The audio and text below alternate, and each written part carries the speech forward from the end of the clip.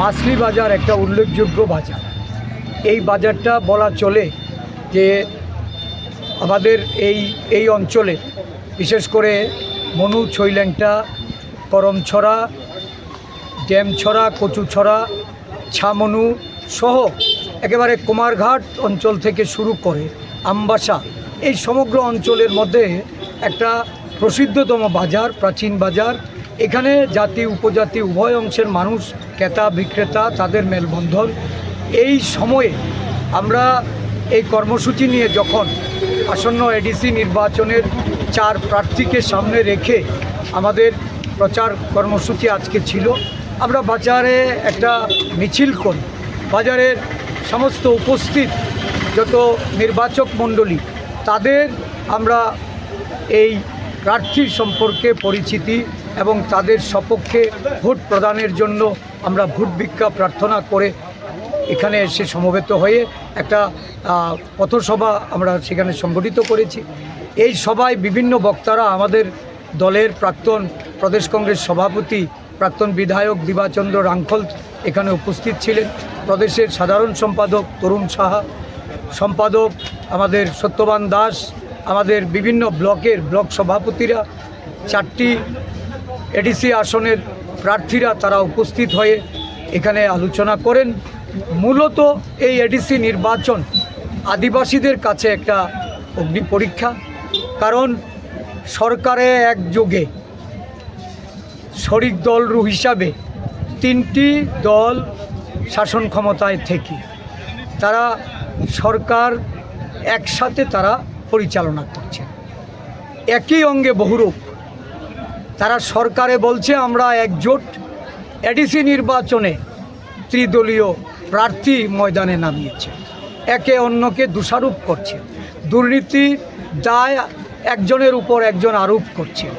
এবং আদিবাসী জনগণকে আমাদের বলার আর এখানে প্রয়োজন হচ্ছে না যে কারা এখানে আদিবাসী স্বার্থের বিরুদ্ধে লড়াই করেছে, কারা আদিবাসী অর্থকে ভোগ বিলাসিতায় খরচ করেছে, কারা দুর্নীতিগ্রস্ত প্রশাসন চালিয়ে এখানে জমির মালিক হয়েছে, টাকার মালিক হয়েছে, ব্যাংক ব্যালেন্স বৃদ্ধি করেছে, গাড়ি বড় গাড়ি চড়ছে।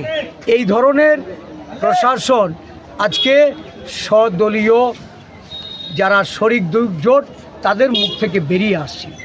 আমরা পরিষ্কার বলতে চাইছি, সারা দেশে যেমন বিজেপি একটা দুর্নীতিবাদ সরকার, প্রধানমন্ত্রী নরেন্দ্র মোদী ওনার নেতৃত্বে আজকে ভারতবর্ষ সম্পূর্ণরূপে পিছিয়েছে অর্থনৈতিকভাবে, কূটনৈতিকভাবে, আমাদের বৈদেশিক নীতি যেভাবে বিপর্যস্ত করে তুলেছে। এই যুদ্ধকালীন আবহে আজকে মানুষ দিশাহারা, অর্থনৈতিকভাবে বিপর্যস্ত। তেলের মূল্য, গ্যাসের মূল্য, নিত্য প্রয়োজনীয় দ্রব্যের মূল্য যেমন দিন দিন বৃদ্ধি পাচ্ছে, মানুষের নাভিশ্বাস উঠেছে। আরেকদিকে এই সরকার বিভাজন, বিভেদ, জাতি উপজাতির বিভেদ, সম্প্রীতি নষ্ট করা, হিন্দু মুসলমানের বিভেদ, খ্রিস্টান হিন্দুর বিভেদ, হিন্দুত্ববাদী এজেন্ডা নিয়ে দেশটাকে ভাগ করতে চাইছে, রাজ্যটাকে ভাগ করতে চাইছে। এই ধরনের একটা সরকারের বিরুদ্ধে যে লড়াই, এই লড়াইয়ে আজকে এডিসি নির্বাচন একটা মুখ্য ভূমিকা পালন করে। আচ্ছা, এখান থেকে শুরু হবে বিজেপি, মথা এবং আইপিএফটি। আচ্ছা, এডিসি নির্বাচনের প্রাককালে আপনারা বিভিন্ন এলাকাতে রাজনৈতিক প্রচার প্রসার করছেন, তো কোন মেসেজটার উপরে এবার প্রাধান্য দিচ্ছেন আপনারা? আমরা পরিষ্কার বলছি যে ক্ষমতায়নের জন্য, যে অর্থনৈতিক সমৃদ্ধির জন্য, সামগ্রিক উন্নয়নের জন্য, বেকার যুবক যুবতী যারা এডিসি এলাকায় বসবাসকারী বা এই রাজ্যের আদিবাসী ভাই বোন যারা কর্মসংস্থানের অভাব, তাদের কর্মসংস্থানের জন্য, এবং সর্বোপরি আদিবাসীদের জল জমি জঙ্গলের যে লড়াই দেশব্যাপী, আজকে জঙ্গল বিক্রি হয়ে যাচ্ছে, আদানি আম্বানিদের হাতে তুলে দিচ্ছে, আমাদের রাজ্যে ওই রামদেব ওই গোদরেজ কোম্পানির হাতে তুলে দিচ্ছে, টাটা কোম্পানির কাছে ঐতিহ্যকে তুলে দেওয়া হচ্ছে। এর বিরুদ্ধে আদিবাসীদের স্বার্থে যে লড়াই, এই লড়াই সারা দেশে যেমন জাতীয় কংগ্রেসের নেতা খারগেজি, রাহুল গান্ধীজি লড়াই করছেন, আমাদের রাজ্যেও ত্রিপুরা প্রদেশ কংগ্রেস এই লড়াইয়ে সামিল হবে আদিবাসীদের সমর্থন নিয়ে তাদের স্বার্থে তাদের অধিকারের প্রশ্নে আমরা এই লড়াইটাকে আরও শক্তিশালী করতে চাইছি এডিসিতে আমাদের ক্ষমতা দখলের মধ্যে। আচ্ছা, আমরা বিগত দিনে দেখেছি বিজেপি, আইপিএফটি এবং ত্রিপুরা মাতার হয়ে যারা একে অপরের সঙ্গে মিতালি করে চলেছেন, এবার তারা অপর করে প্রার্থী দিয়েছেন, তো তাদের উদ্দেশ্যে কি মেসেজ দিয়ে যাবেন? দেখুন, ত্রিপুরা রাজ্যটা ছিল অত্যন্ত শান্তিপ্রিয়, শান্ত, বিশেষ করে আদিবাসী জনগোষ্ঠীর মানুষ তারা চিরকাল শান্তির পক্ষে ছিল।